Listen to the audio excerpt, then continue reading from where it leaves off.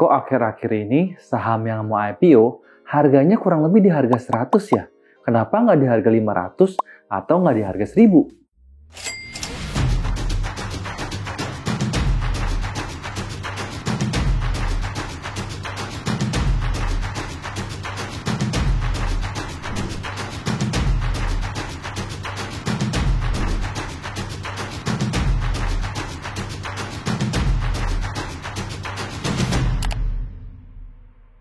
Halo, salam, nama saya Yusuf Arifin Yusuf. Kalian yang baru pertama kali main ke channel ini, welcome to our channel. Di channel ini saya biasa tentang pasar saham, tentang investasi, tentang properti, maupun seputar tentang bisnis. Dan akhir-akhir ini saya mempunyai kecurigaan. Kok banyak banget saham yang IPO? Dan saya baru terima email dari Samuel Sekuritas. Kenapa 4 saham yang mau IPO di sebelah sini, itu harga IPO-nya di sekitar 100-an. Kenapa nggak GoPay? Kenapa nggak 1000? Atau kenapa nggak 5000? Kenapa harus di 100 rupiah? Oke, kita lihat terlebih dahulu 4 saham yang saya masuk adalah saham Volt, saham PPRI, saham B2, dan saham GRIA. Dan berikut ini adalah kecurigaan saya.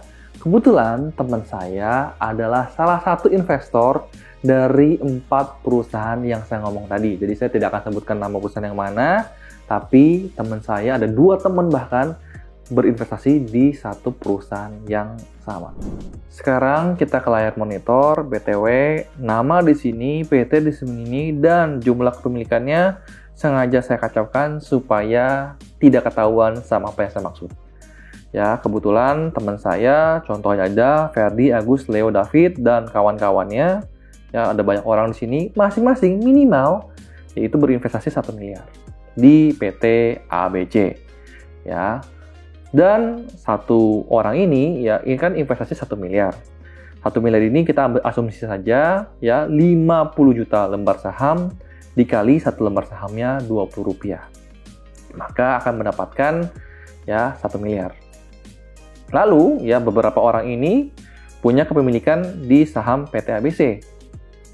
Lalu PT ABC ini mempunyai 51% PT XXTBK yang akan IPO nanti. Tentu ada perusahaan lain, PT DCE ya, yang contohnya di sini mempunyai 16% saham PT XXTBK ini. Lalu ada beberapa pribadi yang mempunyai kepemilikan 3%, 1% saham PT XXTBK ini.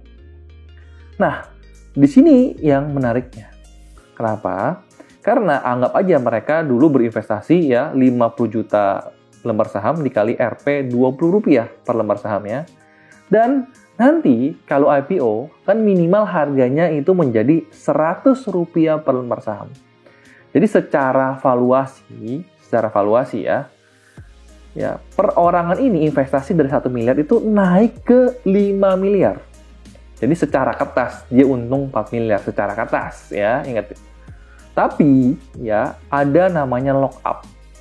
Ya kita tahu belajar dari saham Gotoh, mereka lock up dan juga sama.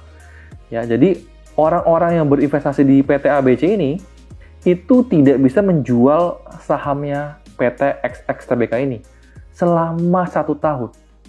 Jadi mereka harus tetap diem. Ya. Tetapi mereka tidak akan rugi. Kenapa? Karena saya bisa 100% lah ngomong ya, di antara 4 tadi, minimal ada 2 yang akan ke harga gocap. Kenapa? Karena kalau kalian IPO di harga 300, mau ke harga gocap itu butuh ARB berhari-hari gitu.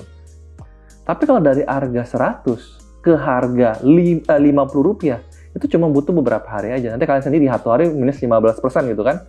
Coba kalian hitung sendiri deh. Butuh berapa hari kerja, ya, berapa hari perdagangan untuk bisa turun ke harga Rp50. Dan ingat, orang atau teman-teman saya berinvestasi 1 miliar ini tidak akan merugi. Kenapa? Karena amit-amit harga sahamnya ke Rp50 terendah tadi, itu pun mereka secara valuasi masih untung.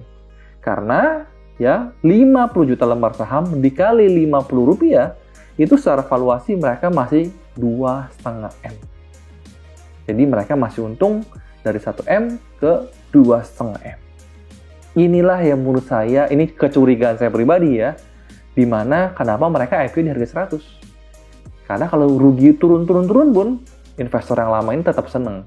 Karena secara valuasi mereka tidak rugi. Nanti setelah lock up, ya kan? Ya, siapa tahu setahun kemudian harganya naik ke 60, ke 70, itu pun mereka masih untung. Karena 50 pun mereka masih untung. Tinggal apakah ada pembelinya aja.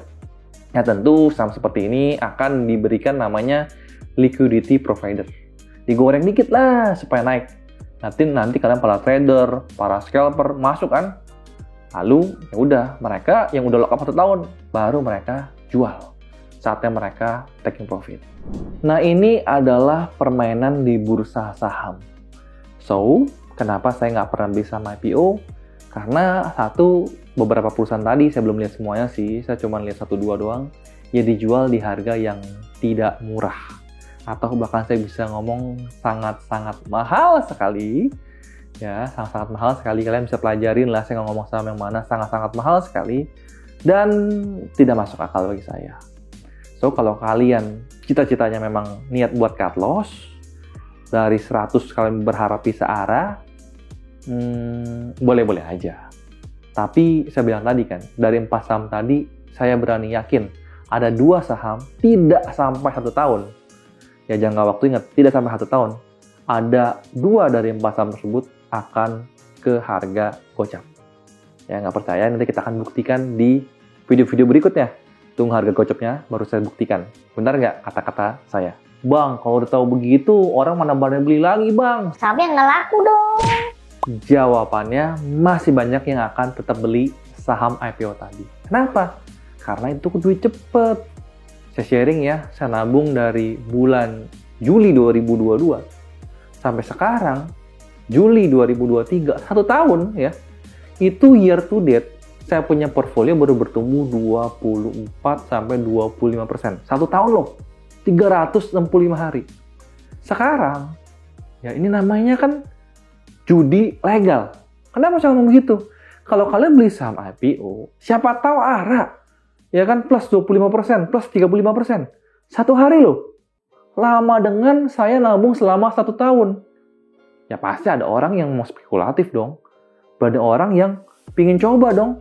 1 hari langsung naik 25%, 35%. Capek-capek gue nabung saham, mendingan gue beli saham IPO. Jadi jangan salah, pasti tetap akan ada orang yang beli. Cuman kalau kamu adalah smart investor, saran saya jangan ikut-ikutan. Duitnya mending-mendingan ditabung ke saham yang jelas, murah, valuasi perusahaannya bagus, perusahaannya kamu tahu seperti apa. Daripada cita-cita kamu yaitu cut loss. Hati-hati. Mudah-mudahan video ini bisa bermanfaat buat kalian. Tapi kalau kalian mau beli saham IPO, silakan saja. Kalau saya sih mendingan menabung saham ke saham yang menurut saya valuasi murah dan menurut saya pergerakan harganya itu lebih slow. Karena jantung saya cuma satu, saya pingin tidur nyenyak sambil kerja, sambil mendapatkan hasil dari investasi saham saya. Dan silahkan share video ini ke teman-teman menurut yang kalian membutuhkan. Dan apabila kalian suka video ini, silahkan support saya dengan tekan tombol subscribe. Sampai ketemu di video berikutnya. Salam cuan dan bye-bye.